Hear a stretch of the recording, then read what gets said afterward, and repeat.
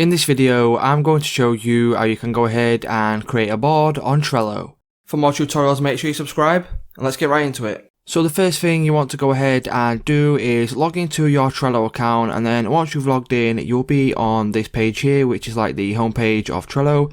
And if you want to create a board from here, what you can do is you can click on boards right here at the top, or you can also come down to this section here where it says boards and then click on that. And then once you click on boards, as you can see, there's an option there for create new board.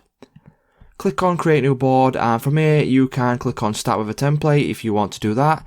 And then there's a couple of free templates you can use on there. But from here you can create a board, and then you can change the background color and things like that. And then once you're happy with the background, you can simply click on add board title. And then what you'll do is you'll put in a title, and then you can click on create new board once you are happy.